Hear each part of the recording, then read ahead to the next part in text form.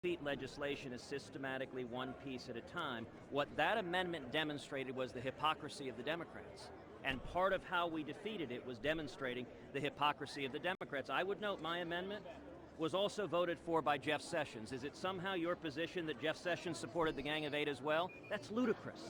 That is not.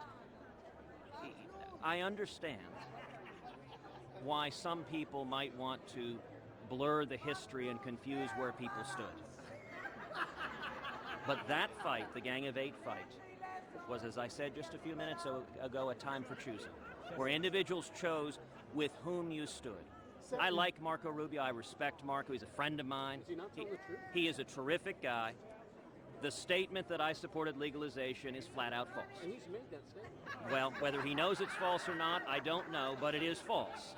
And what I would point out is in the Gang of Eight fight, Marco chose to stand with Chuck Schumer and to lead the fight tooth and nail for a massive amnesty plan. I chose to stand with Jeff Sessions and to lead the fight to defeat amnesty, and we were successful and defeated it in the Congress. So what should be done about Last the immigrants in the country legally? Your plan released today doesn't really detail what should be done. Consistently, the approach of the Democrats and the media is to focus on the people who are here illegally. I don't believe the answer is comprehensive reform. I think comprehensive reform is a fool's errand designed to fail. And by the way, for everyone who thinks the Democrats want to solve this problem, it's worth remembering that Barack Obama had a Democratic supermajority in the Senate and the House for the first 2 years of his presidency, and he did nothing, zero on immigration. I don't believe Obama or Chuck Schumer or the Democrats want to solve this problem.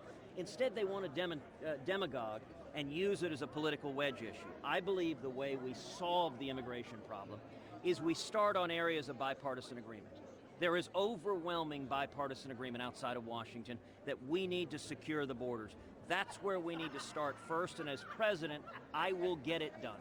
Senator, there's some folks inside the Republican Party of Florida who told me today that they suspect you're being really, really nice to Donald Trump and Ben Carson because you're hoping they self-destruct and that creates some space for you to move in. Is that an accurate assessment? Well, listen, it is no mystery that I hope to earn the support of Donald Trump's supporters, and of Ben Carson's supporters, and of Jeb Bush's supporters, and of Marco Rubio's supporters, and of every other candidate.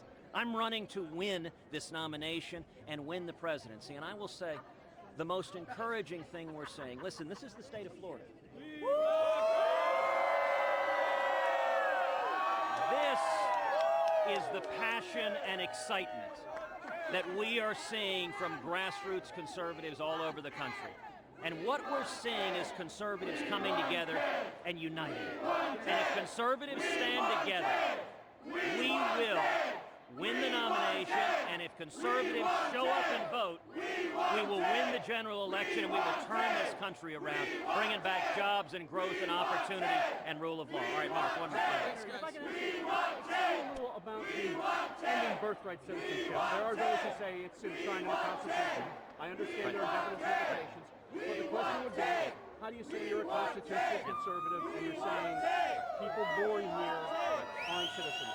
So, as a policy matter, the policy of birthright citizenship no longer makes any sense. Listen, it was adopted. It was adopted following the Civil War in order to grant citizenship to the children of slaves. That was entirely beneficial and agreed. No one at the time anticipated that it would be used to create a system when people cross here illegally and are granted the incredible gift of automatic citizenship as essentially an incentive and reward for breaking the law. Very few countries on earth do this. Very few countries on earth. If you or I travel to most countries on earth and we have a child there, they don't give citizenship to that child. There's no reason why in the law. Is it wrong to use the term anchor babies? Constitutional amendment. Is that an mandatory process? So there are serious constitutional scholars on both sides of that question. Some constitutional scholars have argued that it could be changed through a statute. Others have argued that it would take a constitutional amendment. It depends upon what the words subject to the jurisdiction thereof mean. My view is, regardless of the answer to that, we should change the policy. So if we can do it through a statute, and if the courts will uphold it, great. If not, we should do it through a constitutional amendment, but through whatever legal means is necessary, we should fix the policy. And let me note a final point. There is nothing humane or compassionate about continuing the current system of illegal immigration. I represent Texas. I've spent significant time down at the border. I would encourage any of you to come down there and to look at the photographs of women and children abandoned in the desert to die. Brought in, listen, the people smuggling them in, they're not Birkenstock-wearing, tree-hugging social workers. They are vicious, violent, criminal drug cartels. And far too many of these immigrants coming in are physically assaulted or sexually assaulted, especially the unaccompanied minors. The stories we are hearing of little boys and little girls being horribly physically and sexually assaulted by these vicious, brutal criminals, and some of them left to die in the desert, are heartbreaking. And anyone who is focused on being compassionate and humane should not want to continue a system that incentivizes more and more illegal immigration. Instead, we should have a legal system that works, that is effective, and that respects the rules. Is it wrong to use the term egg baby, Senator? Is that term wrong?